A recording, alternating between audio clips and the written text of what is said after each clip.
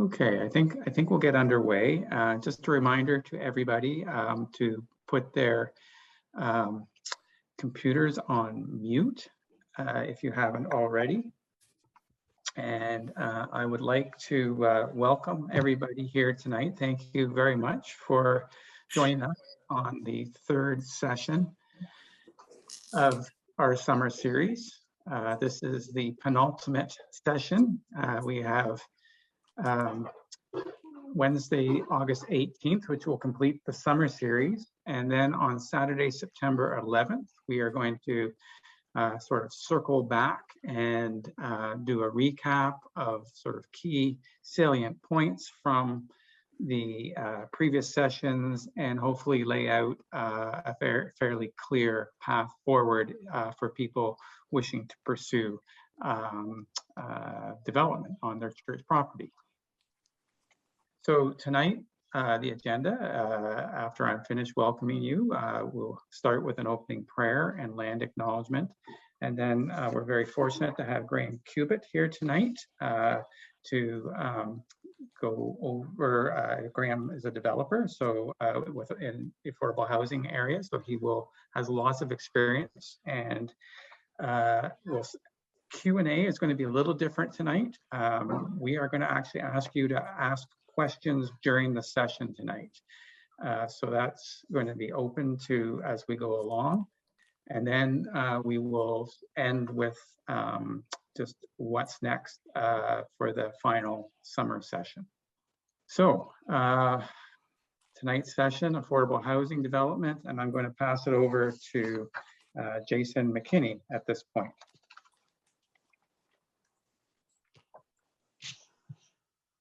Thank you, Rob. Nice to see everybody this evening. So we began this series back in June, and it was kicked off in the shadow or perhaps the light of the Feast of St. Barnabas the Apostle. And I thought that was appropriate because Barnabas's commitment to the gospel of Jesus Christ impacted his relation to land. He sold his field and he laid the proceeds at the apostles' feet.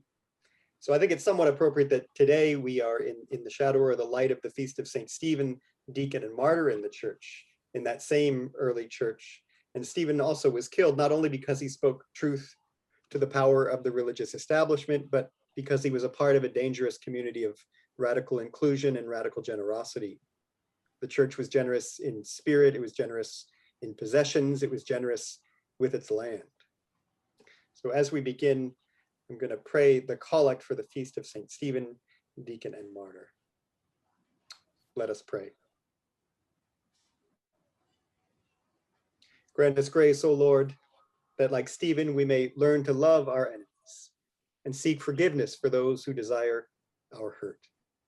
Through your Son, Jesus Christ, our Lord, who lives and reigns with you and the Holy Spirit, one God, now and forever.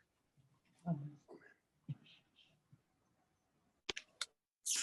I would also like to acknowledge that the Diocese of Toronto is situated on the lands of the Anishinaabe Three Fires Confederacy, the Haudenosaunee Confederacy, and the Wendat Nation.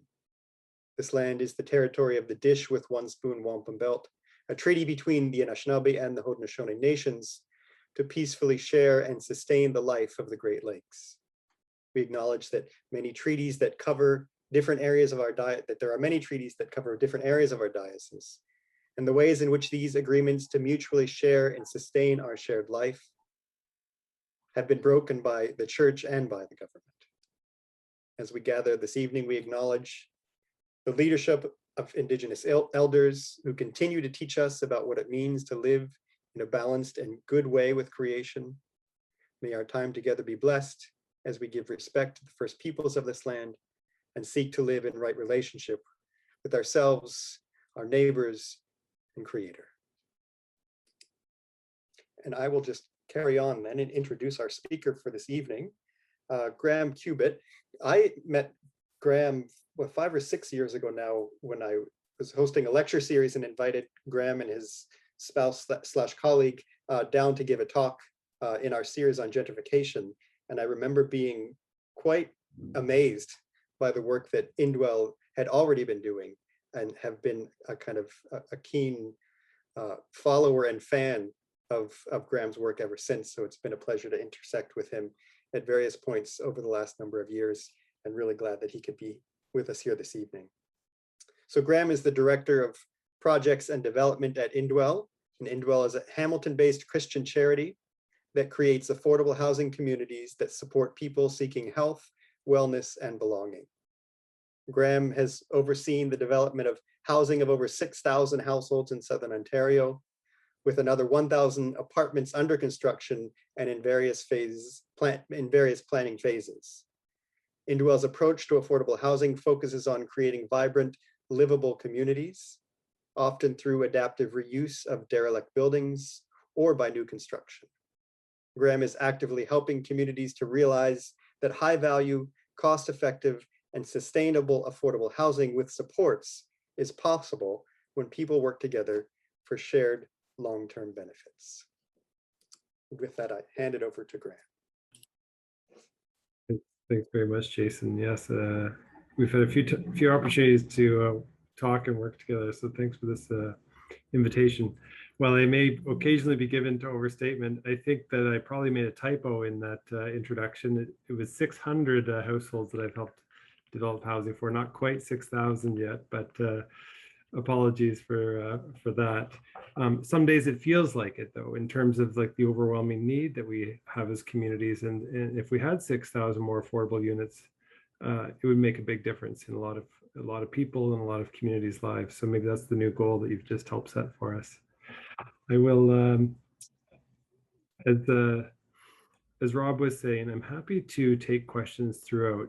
You know, I haven't been a part of a Zoom presentation where there's been a particularly active dialogue. You know, we do a lot of these presentations. It's kind of like one-way conversation for a lot of the time. So I'm happy to take questions in the chat or however you want to do that throughout, because I know that as we talk with churches and congregations, there's a lot of questions that are going unanswered. And I'm more than happy to make this as much about the questions you have as it is about what Indwell and I've been a part of in our work. So yeah, I look forward to tonight. I will do screen sharing and switch over here to if that's working. And just if somebody can confirm, you can see a screen that says our mission, and that's great. Okay, thanks, Rob. So Jason, you introduced this already. Indwell is a Christian charity that creates affordable housing communities for people seeking health, wellness, and belonging. And really it is that founding in the Christian tradition that has defined us historically, and continues to be the rootedness of us. We don't discriminate in terms of who can live with us by, you know, race, gender, ethnicity, sexuality, etc. And in terms of working for us as well, we have people of many different faiths and backgrounds, etc. But we share a common rootedness in the values of dignity, love, and hope. You know, we know that we don't give people dignity; they have it by their humanity and our common humanity. We can undermine it though, and so we have to actively work to not diminish people's dignity. But as we share love for our neighbors as ourselves, we do see that hope can be something that we help carry and we hold on to often for people. And indeed, that hope can become a foundation for all of our actions. So that's our mission and our values. Our vision at Indwell is hope and homes for all. So we don't put a numerical number on that, and we don't necessarily say, well, it's just those who are living with a disability or a fixed income or such and such. But really, what does it look like to have a world where everyone has a home? Today we're talking about you know, churches, though, particularly, and you know, being hosted by the diocese. What does it mean for churches and congregations to be talking about housing issues? This is not a new issue. Indwell was founded back in 1974 in Hamilton. A number of folks going to First CRC, First Christian Reformed Church in downtown Hamilton, started to see homelessness emerging then as the hospitals and other provincial institutions started to be closed, or people moved into community. Good policy of deinstitutionalization, but there wasn't supportive housing being created in parallel with that. And so there was a huge need for affordable housing and supportive housing, particularly being observed by church folks.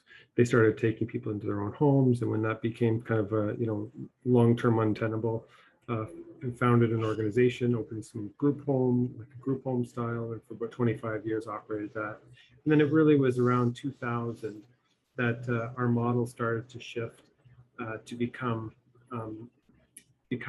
much more focused on independent housing and living in the community in one's own apartment.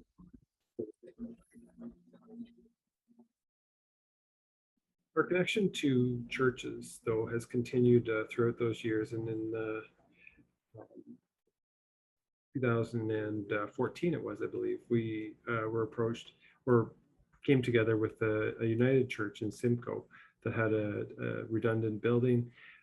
They'd built a large 20,000 square foot Christian education center back in the 50s when they had 500 kids in Sunday school. That was no longer the case, and so this building was sitting vacant and didn't meet fire code, etc. But we were able to work with them and convert that property into 40 apartments.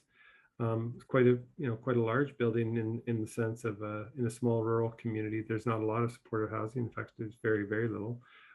But being able to turn that now into an amazing place to live, while still keeping many of the heritage, non-registered, but heritage elements of the building intact for the use of both the tenant community and the broader community actually as well. There's a couple photos of some of the apartments. You can see the women's parlor with the nice ceilings, etc. Got turned into some of the apartments, and just providing independent, light-filled spaces that people are able to rent at affordable rates. Usually ODSP would be a typical income for many of our tenants. So tenants pay around $500 a month. And then also having access to supports available on site. The supports in each of our programs do differ based on different program models, but all of our housing is affordable and supported. So collaboration is taking different forms in different contexts, and I'll focus on a few of the more recent conversations that we've had and projects that we've worked on as church congregations have asked us to come alongside them. Some of you may have seen James North Baptist Church is the recent project we opened actually just last summer, summer 2020.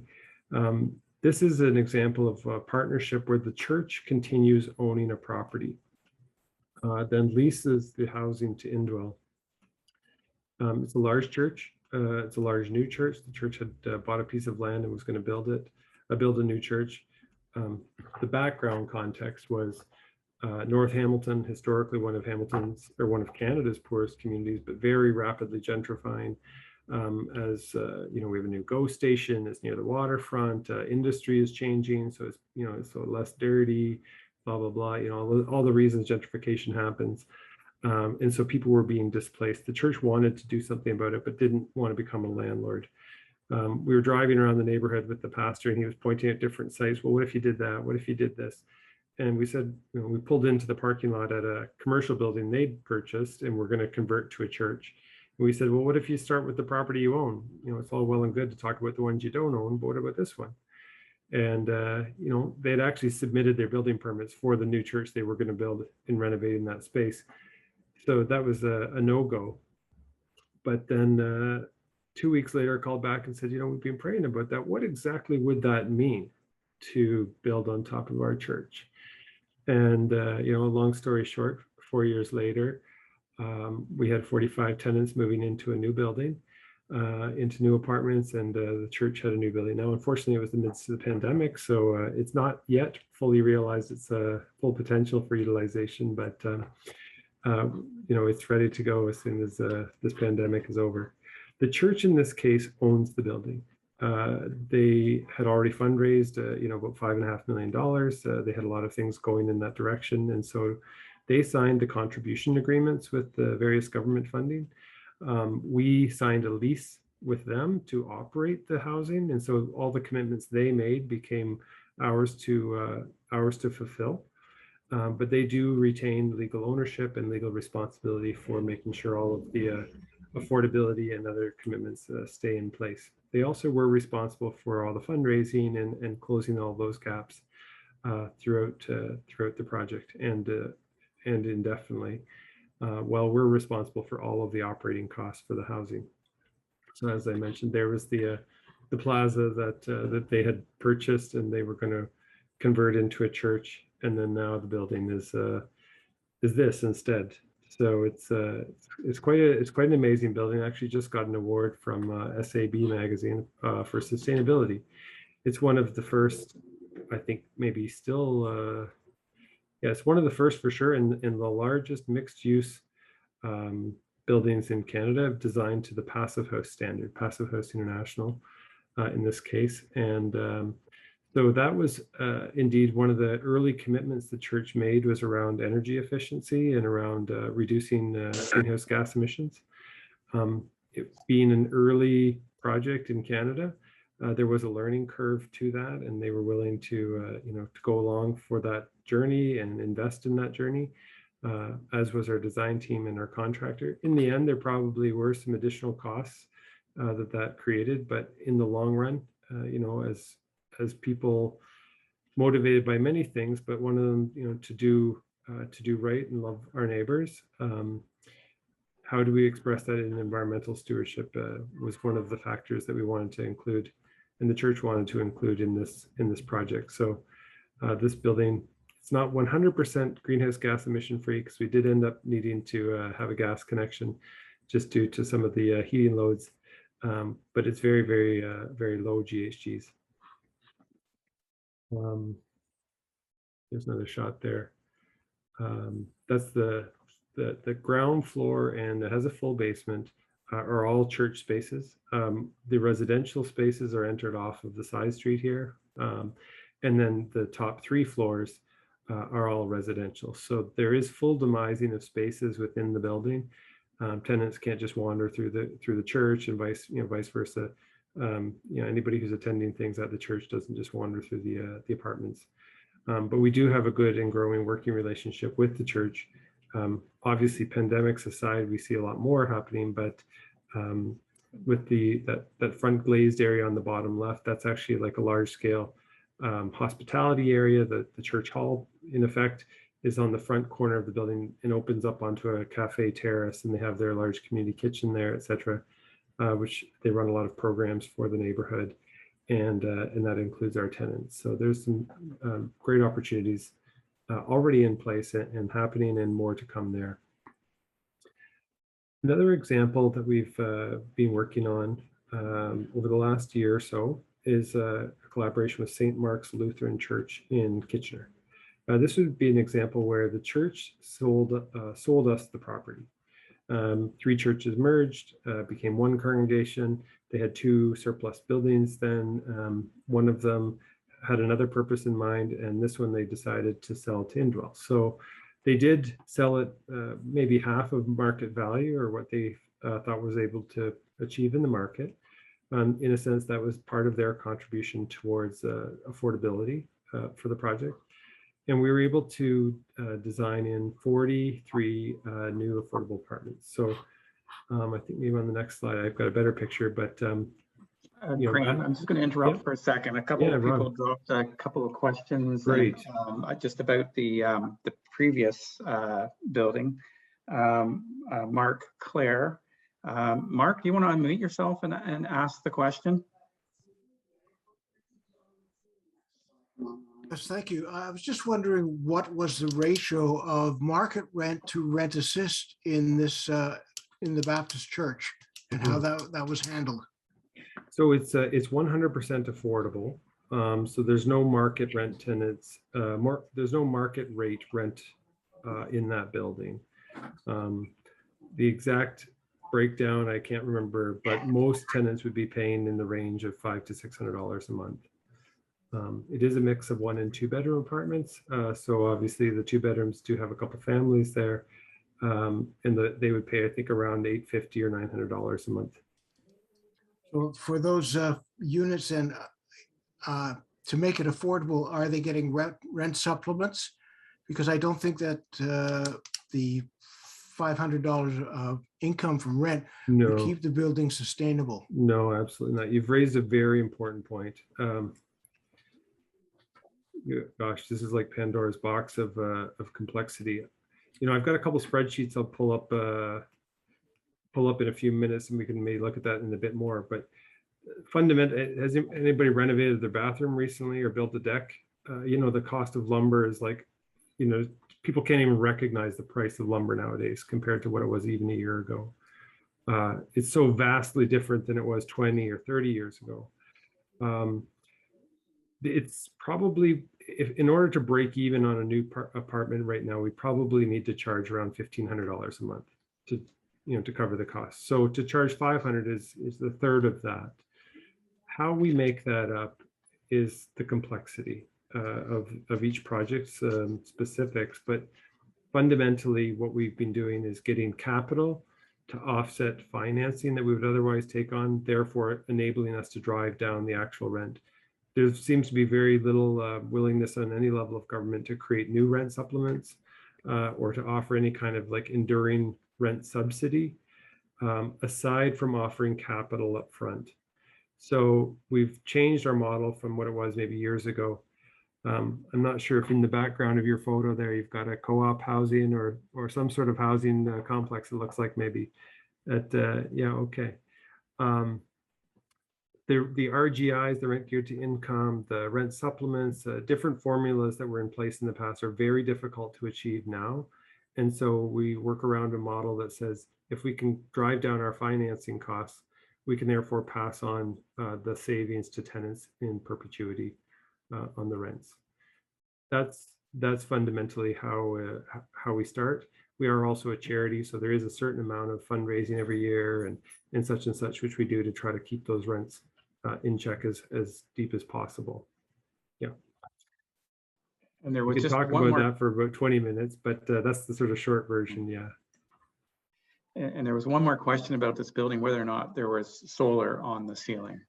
There's not solar on roof. this one. No, just in terms of the configuration, the equipment that had to go up there, and also the grid tie-in wasn't really available in that neighborhood in terms of the utility company's willingness to add much solar. So it was just not going to prove feasible for that one. Although we do have solar on about 5 or 6 of our other buildings, you know, based on orientation and size. And we do have one building that is technically, in the model anyway, hydro positive. It generates more hydro than it's supposed to use.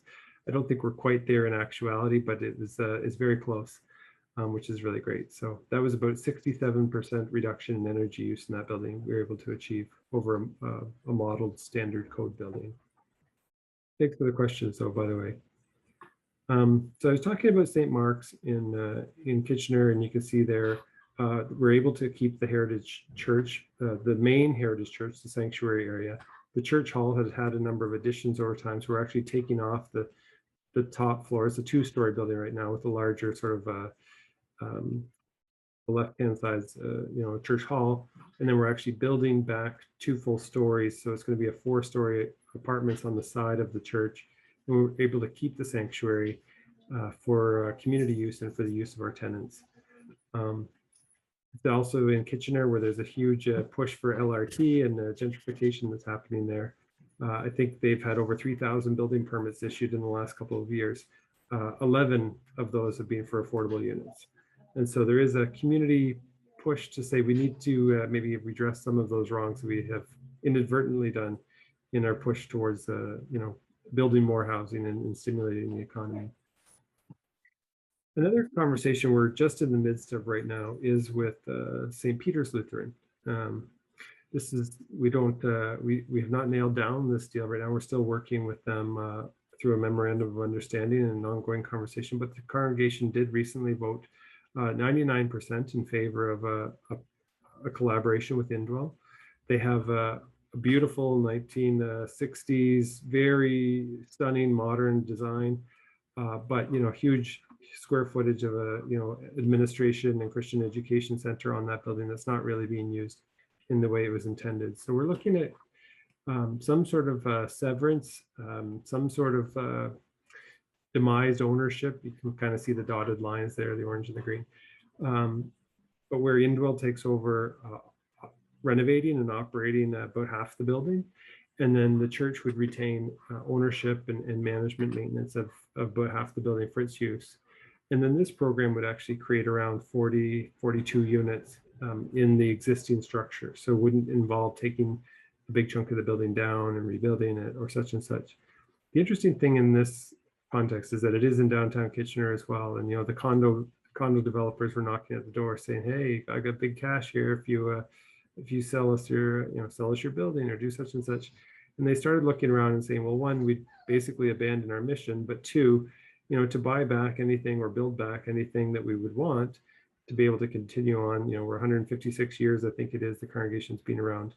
It would actually cost us a fortune to buy back everything that we were giving up. So what other ways could we, reinvent ourselves and move forward? And, they're Lutherans as well, so they knew about our conversations with St. Mark's, and those conversations led one to the next. And we're very hopeful that actually this fall there will be a path forward to fund and to start construction on this project. Another opportunity that we're talking about is co-developing a property. We're not really sure what this could look like, but we're talking to an urban church that has some land. It seems to be more land than it needs. Back in the 80s, land was cheaper, and they bought some land, for a future plan that never materialized, and they just rent that out for parking. Well, what could it look like to repurpose some of that surplus parking and do something on it? It does hold potential for 30 stories. It holds potential for something larger scale. While there's, a lot of homelessness, right on their own doorstep, you wouldn't build a building of 300 units as a supportive housing program for people who are homeless. That might not be the best community. But, what would it look like to maybe invest in new ways? Now, I think that the investment part is maybe where the conversation starts to stumble a little bit. Well, at least we haven't figured out how to move it forward. When you start looking at, 300, I think in that example, it was like 360 apartments we could build.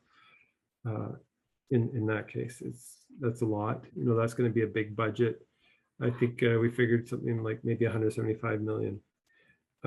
No church budget has that much money in it, but we're not talking about running a church and paying the pastor. It really is about land development and significant costs. So, the scenarios to come up with that kind of money might include, obviously, Canada Mortgage and Housing, various provincial programs right now. Those are kind of in flux. There's not really a reliable one to calculate against. But, city DCs, development charge waivers, other kinds of stimulus. Obviously, a church and Indwell, we're both charities. So there's a way to maybe attract donations. Is there a way to invest equity? We do know that the Christian community isn't a poor community overall. In Ontario and in some parts of the Golden Horseshoe, there's a lot of Christians who have more money than they need on a daily basis and are looking to do things with that to invest in ways that maybe align better with their values than just stocks and bonds. There is, just a brief tangent on that. Part of Indwell's growth over the last decade or so has been related to Christian people putting their money where their mouth is. And I think we have around $28 million right now invested directly from, individuals like many of us who have made, personal loans. They're just straight up, loans to Indwell to say, I want to do something about homeless. I want to do something about mental health and addiction, supportive housing. I'd like to loan $100,000 towards getting that new property so that we can do such and such.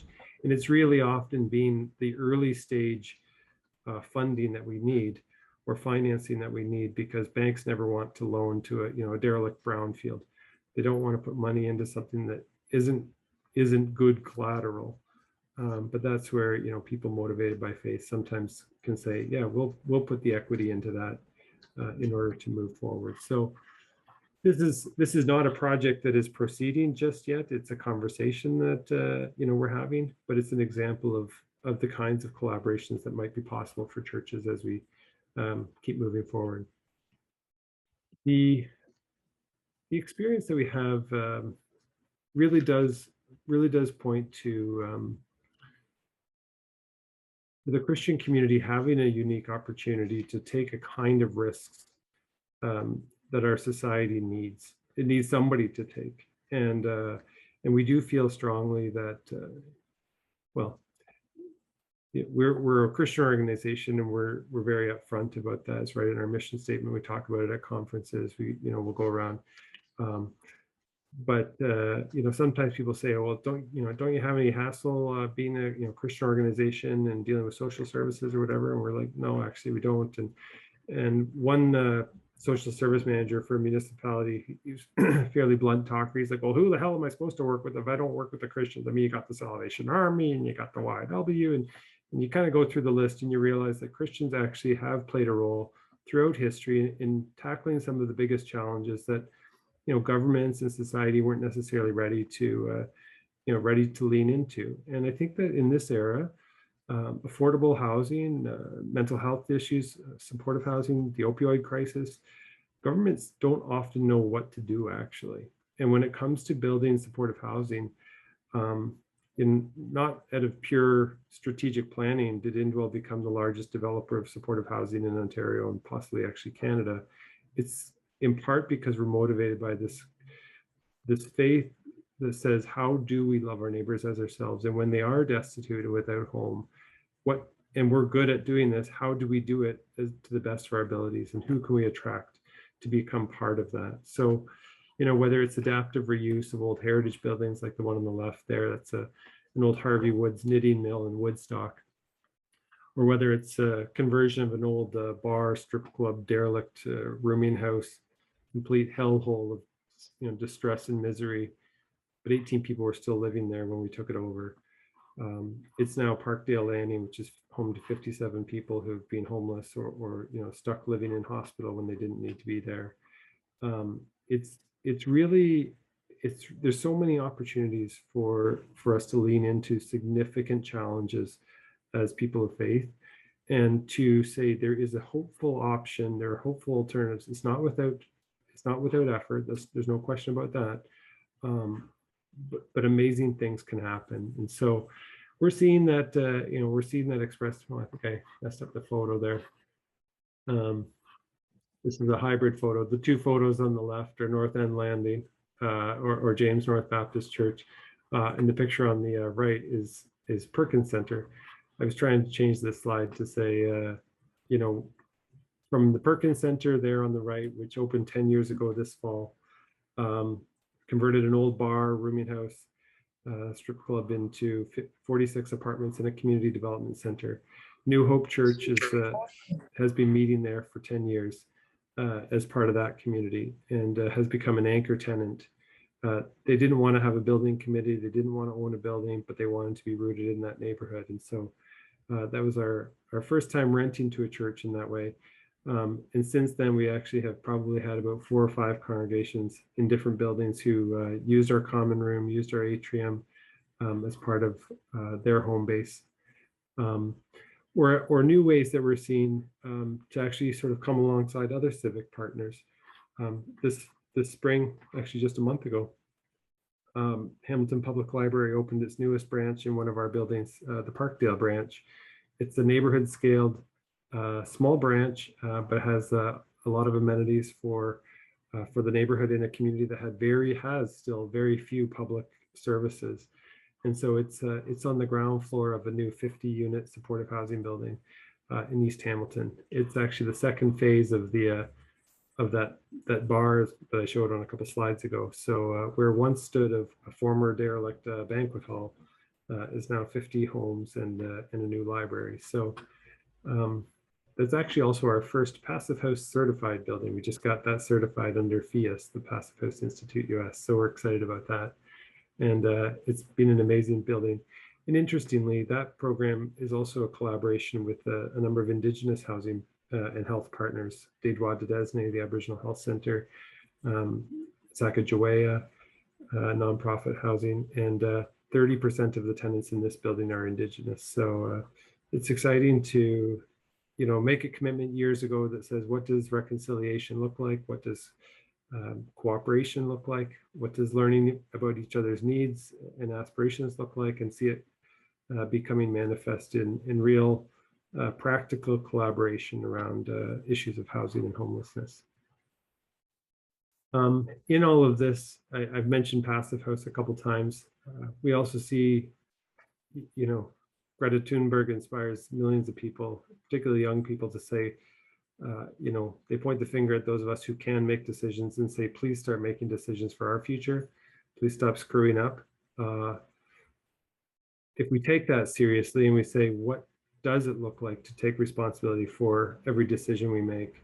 In my case and in our case, we are developers. We're building buildings that will be here for generations to come. So, whether it, regardless of the building, there's a strategy to cut our energy use. How do we take it? How do we do our best to minimize our impact now and in the future? And so we've embraced Passive House as one of the strategies, other approaches as well, to really drive down the permanent use of energy that our buildings represent, as well as the embodied energy and putting those buildings up. So an interesting opportunity as an organization. We're not an environmental organization, but we've somehow become Canada's largest developer of Passive House buildings. In the end, though, we are about people, and in really the sense of challenging ourselves to create places where we would want to live and where people can belong. And this was just before as COVID was sort of impacting our lives, the idea of how do we, many of our tenants have experienced, intense isolation, loneliness, disconnection from family, community, and to make steps towards rebuilding that and fostering a sense of community is a big part of what motivates us. So we had a little I Belong campaign and had people express how they experience that. So I often look at this and say, this is what it's about for us. How do we create places of belonging, places of home, places of safety, and places of inspiration for our tenants, but actually by extension for our communities. That's the end of the photos. I thought if people are interested and we wanted to talk more about the practicalities, the brass tacks, I did have a couple spreadsheets and things that I could walk through a little bit, but that can get a little bit data focused if that might be too much. So anyway, I'll turn it back to you, Rob or Jason. Yeah. There was one question about the Habitat for Humanity model and whether, noting that your model was similar, and person was wondering whether you actually worked at all with them as well. That's our model is similar. They are focused on home ownership as sort of the main driver for much of their work. That being said, they are evolving their model as well in the reality of high-priced housing costs and land costs. Sort of the self-build model in this area is quite challenging. So Hamilton, the habitat for this region, particularly around Hamilton, we're actually in conversation with them about what would it look like to collaborate. What would it look like to build an ownership option into some of our projects, or if it's a larger site, is there a way that they can develop some and we can develop some? So yes, it is an ongoing conversation with Habitat. Another question about the sweet spot for the number of units to build to attract quality contractors. To attract any contractor sometimes seems a challenge because there's a shortage of them. I'm not sure if there's a sweet spot for, well, let me take that in two different ways. I think depending on what kind of project you're building may help influence who is attracted to it as a contractor. We are a values-driven organization, and many of the contractors who we have attracted do share similar Christian values. As individuals, maybe they're not a Christian contracting company per se, but their ownership might might have aligned values. We also do find, we are definitely within like the commercial scale rather than like the home renovator scale. And we've seen the number of contractors actually trying, who are in the sort of smaller scale, maybe they've done a few projects, a few $100,000, trying to build their firms up so they can actually get into working with us. Our projects typically are between, right now we're between sort of $8 million and $30 million. So there is a certain kind of organizational capacity as a general contractor to be able to manage that kind of workload. There's practicalities of like, do you need bonding or different insurance and things like that, and just being able to, as a general contractor, attract good quality subtrades. You don't want to get a D grade electrician, for instance. You don't want to get one project we had a paint crew that subbed out, subcontractors, subcontract to subcontractors, and it just goes down the line. And the guy who showed up had seen a paintbrush before, but that was about it. And so that, doesn't necessarily end up with the best quality. So you do have to sometimes weed through a little bit, but the scale we've found that we're quite comfortable with, both in terms of building and also operating, is sort of in the 40 to 60 unit range. There seems to be a number of reasons that works out well, particularly around the ability for the community or members of the community to know each other and feel known. You get into a large scale building and sometimes you become anonymous, or, issues, drug dealing, or, victimization of other forms can be harder to sort of stem or root out when there's a much larger scale. And so we've been focused on projects that are in that sort of 40 to 60 unit range, even in a couple of our larger buildings where, we're building 95 units right now in Hamilton, in a project that a whole building, that whole site will end up being around 140. But each of the buildings that are within that property are in the sort of 43, 52 units, 13 units, and then 31 units. So each of them has a scale to themselves that's knowable to people who live within that building. That's one of the strategies that we've also worked on. Great. Jason, you have your hand up. Yeah, it's also picking up on Helena's question in the chat, but it's the question of what would a congregation in the diocese, if they were interested in entering into some kind of partnership with Indwell, what would you say that church would need to bring to the table for that conversation to go anywhere? Kind of, there's a bunch of things. Self-awareness of what you're trying to do or achieve in affordable housing would be a great starting point. We've had a lot of congregations who say, oh, would you like to buy our land? It's $3 million and we need it so that we can like pay our pastor for 10 years without tithing. Well, that is a goal, and it's good that they know it, but it's not really well aligned with our mission or strategy. I mean, we don't really make up money. We have to work really hard to attract government investment and donations and corporate donations and like everything to cobble together. So we can't really overpay for churches. I think that where churches do have some strategic opportunities is when we can imagine a future.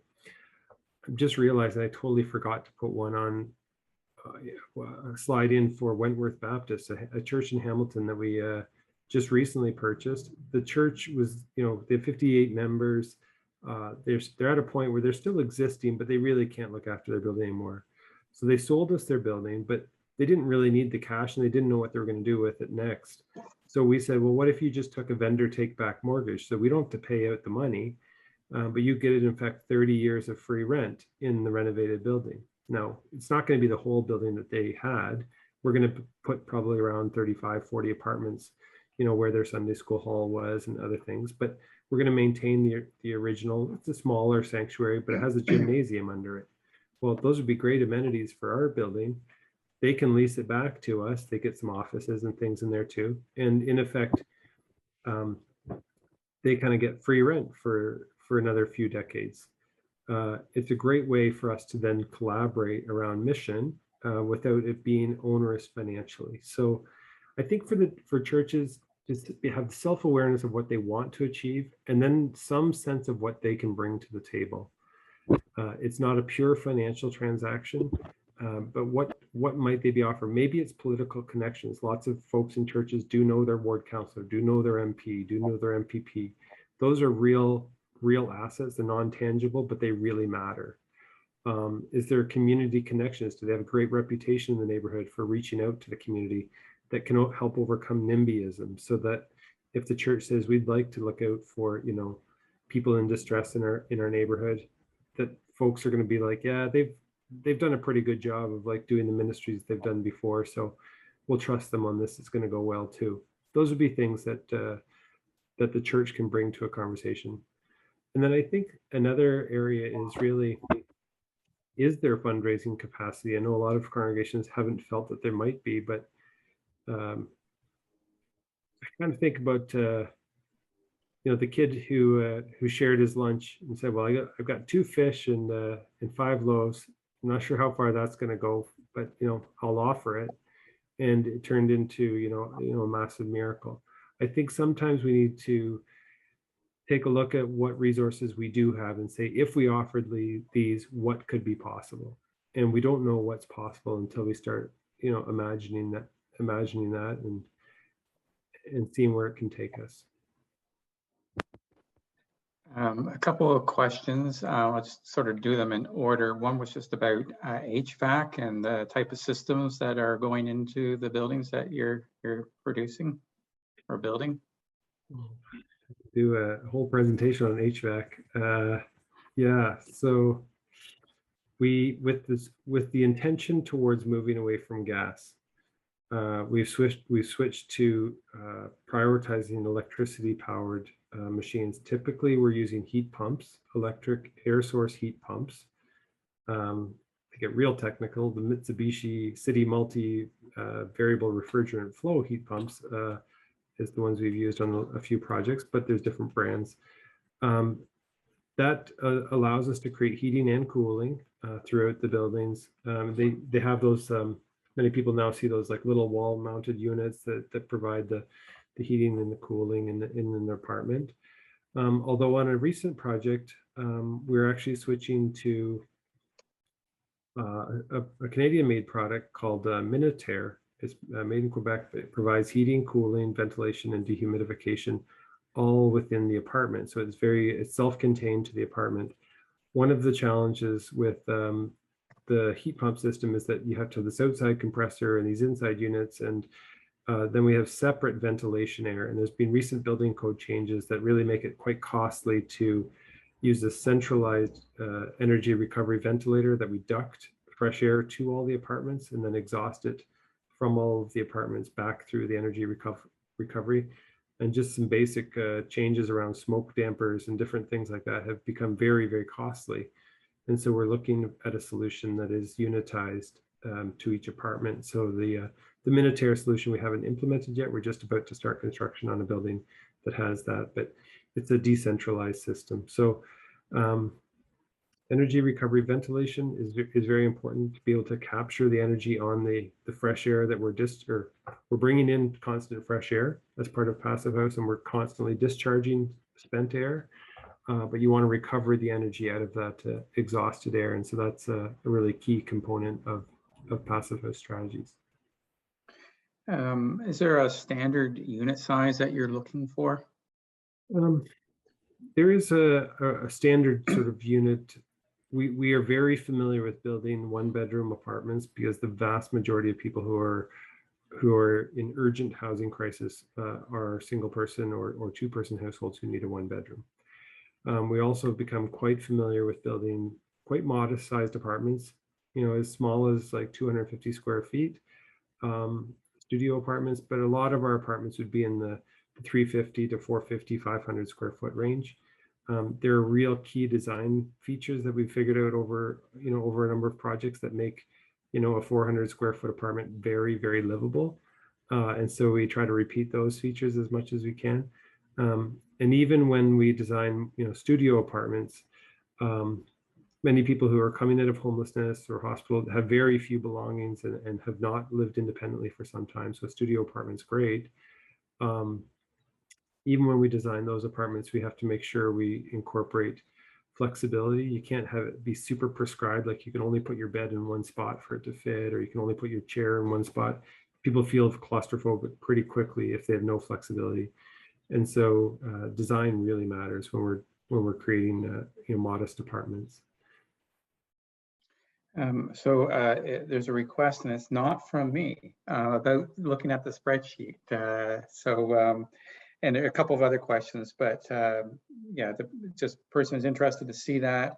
And as you're thinking of the spreadsheet, also about the role of Indwell after the unit has been built. Maybe I'll talk about that while we flip over there for a second. Let's see if I can do this. Screen 2. Is that working there? Okay. I think that might be coming up there. So, there's a ton of fine-grained detail I won't get into in terms of like the cost of each study and all that kind of stuff. So that doesn't necessarily matter. But here's an example of this is the St. Peter's project that we're working on. It's really tough to, especially contemplating projects in this market at this time with the cost of construction having gone through the roof this year. We're looking at 40 apartments. So anything in the yellow cells in the spreadsheet is a variable you can change. And so we have to kind of like go through and we put something in there, and then it drives all the rest of them, as spreadsheets do. So if we put 40 units in there, it's about 30,000 square feet. It drives some costs. We're finding that the cost of construction now is probably over $300 a square foot when we go out and tender projects. And so it's a huge driver for increasing costs. So the cost of this would be around, $9 million to build that building. There's soft costs on top of that, everything from like design and permit fees to bonding to insurance to lots and lots of permits. I mentioned that. City development charges. There's so many things that just seem to add up. Lots of studies along the way from noise and servicing, et cetera. So that adds up. If you put a contingency on that cost, it's advisable just so that you don't go out and tender and then realize like, oh, the market's gone up again while you design this. So we will often, put in a 10% contingency to start with. Sometimes you need to like scale that back in order to make things work. And most of the time we've found that we can work within that. If it's a larger renovation, sometimes there's more hidden things than you don't necessarily find everything before you start tendering. But and then in this case, the value of the land is probably around $3 million in that situation. So figuring all of those factors in, we're looking at a pro forma in terms of like our capital contributions. This is where each one will be different, and we usually run 5 or 6 scenarios over time for each project, actually, because government programs change, etc. You may have heard about the Rapid Housing Initiative. It's a new program the federal government announced. Well, they announced it quickly and then rolled out the details more slowly, but they've again renewed it, which is great. We're looking at that. It's a non-financing program, so they want to commit capital for projects. They don't want to have any uncertainty about things like donations, so you have to have your equity secured. It's very strict in terms of timelines, but we think in this case, if we ask for about $340,000 per unit, or 13.6 million total, if we can secure and commit 2.01 million in donations, we can get the municipality or the region in this case to waive development charges. We can get a charity rebate, we qualify for a tax rebate on the HST. So we put all those together and we can come up with a total capital contribution that equals the total estimated cost. You can see though that there's a huge variable there, that 340,000 per unit from the RHI. It's reasonably close to what the program guidelines kind of target, which is about 330 per unit. they obviously want to get that number lower, and they want the proponent to contribute a higher proportion. So there's a whole scoring metric that you have to go through, that like a separate spreadsheet CMHC has, what's your priority populations and all of that. But we feel that this is a project that we can deliver on the timelines. It has to be done by December 2022. And in exchange for like meeting all the program requirements, we can ask for something slightly higher than their standard, but within the realm of possibility. Without that, there's a couple other project programs, the CMHC Co-Investment Fund, but that's a financing first program, and they really only want to like contribute in grants around 30%, 40% maybe, 40% on the best day. And then the rest of CMHC's contribution would be financing. Now it's pretty low interest rates right now, maybe 1.5, 1.9%. But over time, that is still, debt that you have to pay off. So there's different scenarios to try to work through there. And then each municipality also has its own like affordable housing strategies that you have to sort of stay on top of, and those are always kind of changing. And then you'd put those numbers in there, whether it's parkland dedication or DCs. The province, we're trying to work with the province to say, there's value to you contributing to building new supportive housing because you save all the money. Healthcare costs Ontario a lot of money. Homelessness costs Ontario a lot of money. When you invest in supportive housing, you save a lot of money. That straight line, as we see it, doesn't necessarily translate as a straight line to those who make decisions, but that's a different issue. And then when it comes down to like running this particular program, we're looking at the total revenue there being, let's see here. Work there. There's a lot of extra cells here. So the total revenue there, 40 apartments at $497, because in this particular case, we'd tie it or we'd match it to the Ontario Disability Support Program shelter portion, which is currently $479. Tenants do pay for some laundry. And then if it's possible for us to deliver some services in this program that are health-related services, whether it's addiction or mental health, we do typically apply for and try to get some Ministry of Health funding. That's not committed at the moment. It's one of the big variables that CMHC doesn't know how to recognize. They want things committed, but the Ministry of Health being a provincial thing that only works in like annual operating cycles, it gets really complicated to try to align those two commitments. But that would be something that we're looking at doing. And then for this program, we probably have about 5 or 6 staff. And then various other operating expenses to get to the the budget, and then we always try to make that number in the operating income just above break even. We're not here to make money. We're a charity. In practicalities, if we can break even every year on the operations of each individual project or program, that's ideal. And so that would be the goal in the spreadsheet would make sure that number stays positive, although not necessarily much above positive. Yeah, don't know if that was helpful at all, but it's the kind of permutations of ideas and finances that we work through. I was going to say a few times, but it's probably dozens of times for each project in order to try to hammer out what's possible. Do any of these models have an option for low-income people to buy a unit? In Indwell's projects at this time, no. We're 100% rental housing. The example of Habitat for Humanity would be one example for people to buy into to their home. There's a couple other options for homes, different other organizations that have focused on a home ownership model, but that hasn't been our approach up to this point. And someone wants to know if you have an architect on staff. I would say no, we don't. Well, actually, yes, we do. Yes, we do have an architect on staff. We have one of our staff who's a project manager, is an internationally trained architect. She had her own firm in Uganda.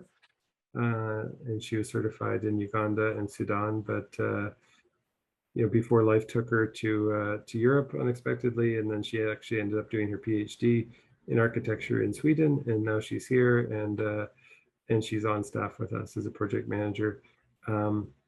We don't do our own in-house architecture. We do hire architects externally to design our buildings and do all of that. But yes, we do have an architect on staff. And do you have mixed buildings in terms of market to market rent? And because I think that spreadsheet was completely affordable housing. Do you have mixed models that you've worked on? We do. We do have mixed models we've worked on. Most of our buildings that we currently operate, we have about 700 tenants, they're mixed income in the sense that it's not 100% uniformly, ODSP, but most of our tenants do have a very limited income, whether it's CPP, old age security, ODSP, Ontario Works even, or a disability pension of some form. We are a registered charity, and so alleviation of poverty is core to our existence. And so we've had to be careful about how we branch into more market-based housing. That being said, we're seeing the affordability crisis broaden very rapidly to include people who are working full-time. Even making $20 an hour, you can no longer afford housing in many of the markets that we are in. And so we're seeing a dramatic increase in the number of people calling saying, I'm working full-time, I've got a family, but I can't find housing. Can you help us? And so we're broadening our perspective on what's possible for us right now. Yeah. And sorry, the model that you showed us in terms of the pro forma, is do you build up a capital reserve? Is that part of the equation? It is. It is dependent. I mean, historically, each government program or each funding program that we've tapped into has had a different capital reserve requirement. Some actually took the payment directly into a separate account that they managed. That was really onerous. Or some now are more, we can manage the fund, we just have to set aside a certain amount of money. That's more the approach that we're taking. So we have an increasing capital reserve organizationally, so that we're, rainy day funds or, new elevators do come at some point. And so we don't have a huge amount of legacy maintenance on our buildings because we have done so much new construction or very, very full scale renovations over the last decade. But all of those buildings are gradually getting older. So we are building our own capital reserve, yes. In terms of COVID, ventilation systems, do you anticipate that there will be some changes that you're going to have to adjust future units to? Our decision to go with passive house seems to be prescient. With the ventilation that we have, these buildings are excellent for ventilation now. There's zero in very standard buildings. We have a few of these. You dump all the fresh air into the hallway. It finds its way, or is supposed to find its way under the doors and into people's apartments, and then their kitchen vent or their bathroom vent sucks it out. And that's like a designed recipe for air circulation between common areas and apartments. With passive house, we deliver fresh air constantly to each individual apartment with no mixing from outside, direct to apartments, and then exhaust it from outside, from in the apartments or in the building outdoors with, again, no mixing. So there's it's a good strategy for COVID or other kinds of public health measures. I think in the long run, we'll continue with that kind of intention towards very high quality indoor air.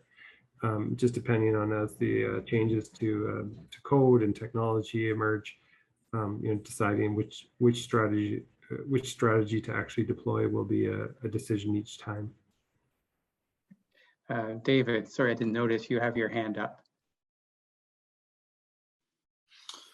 Thanks for this, Graham. This is wonderful. Can I ask you a question about where Indwell goes from here as this model expands, as you move into more municipalities. I know that in Hamilton, you're very connected to place. So do you end up creating, I don't know, a bunch of Indwells in Southern Ontario, or what does it look like in the future? Oh, if you could tell us, that'd be awesome.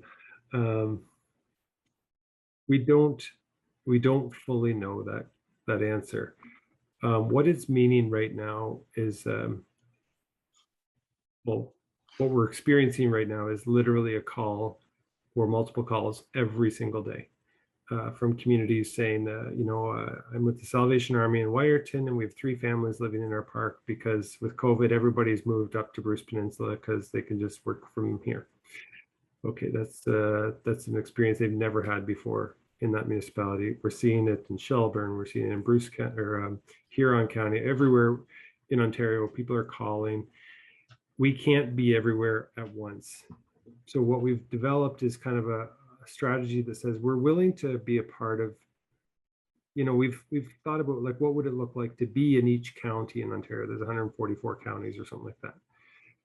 Or maybe even like each health region, or is there different ways that we can sort of orient to be provincial, but without necessarily being in every town?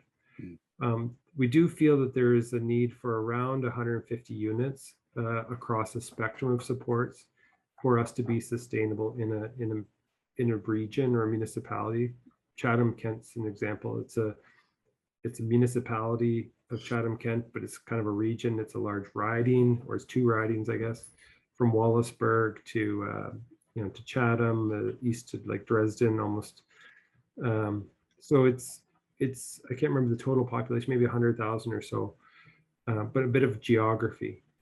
We've said yes to some very, very strident lobbying from some community groups, and the municipality actually saying, we'll put up $100,000 to see if you guys can come down here and help us.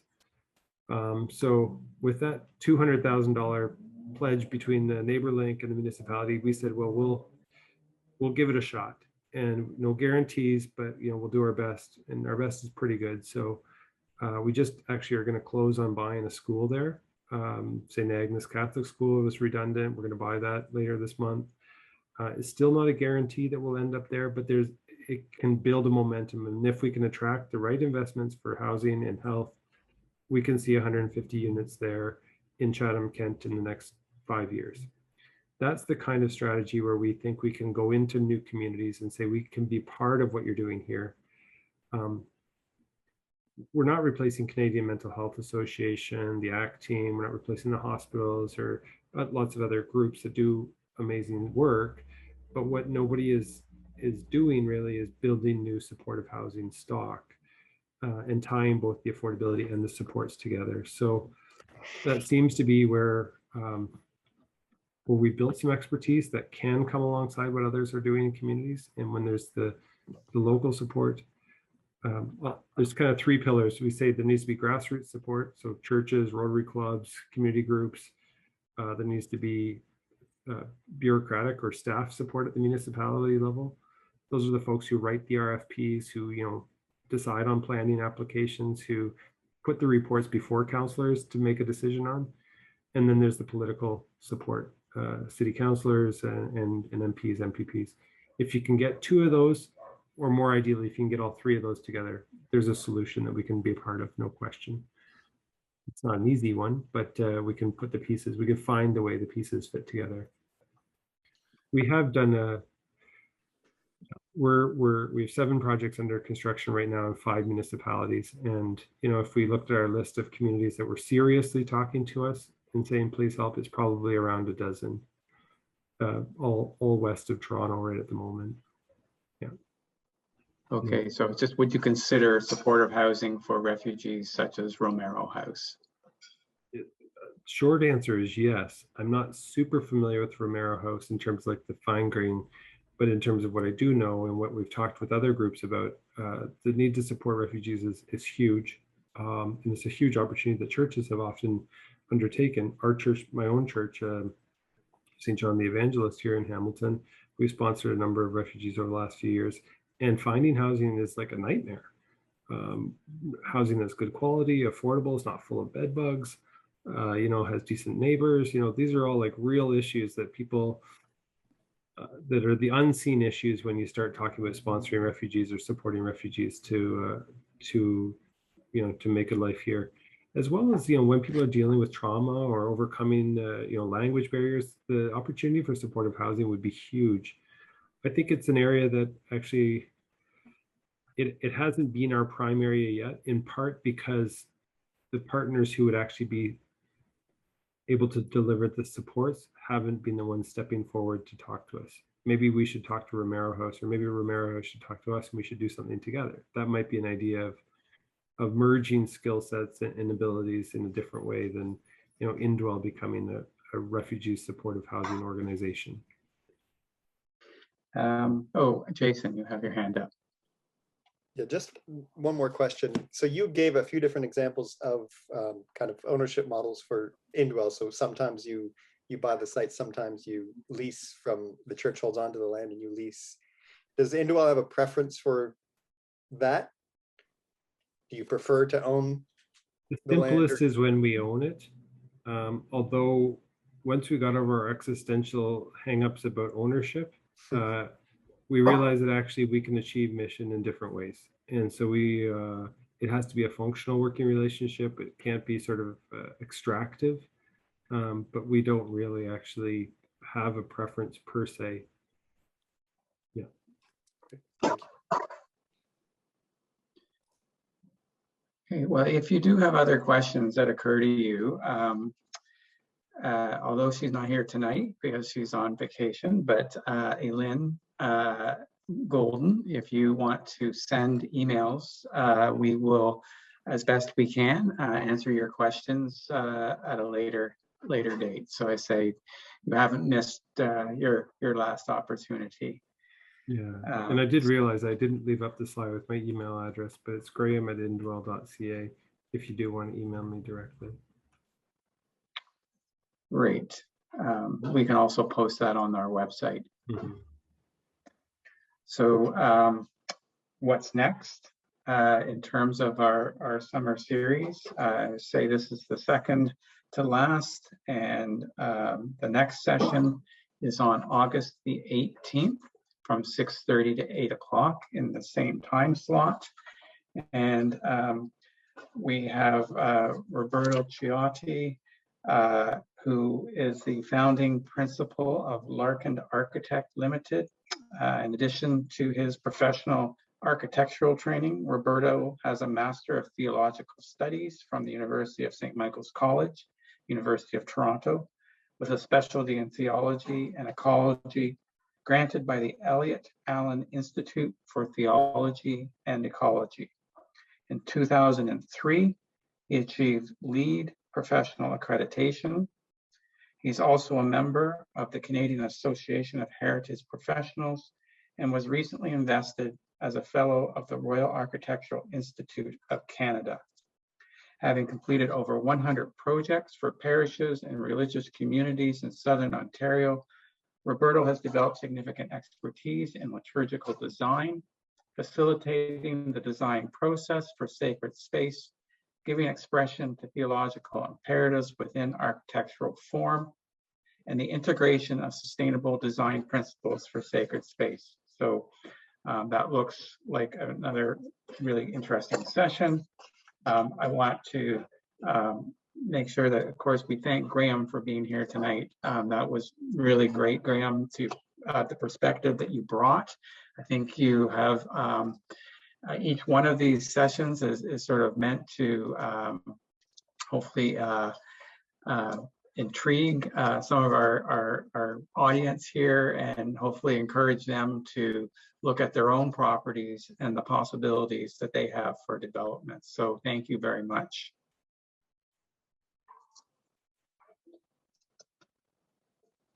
Thanks very much for having me. It's a pleasure to be here. Yeah. Thanks for everybody's questions too. Really appreciate that. Okay, well, with that note, we are going to finish a few minutes early. So thank you everybody for attending, and hopefully we'll see you in 2 weeks' time. Good night. Take care, everyone.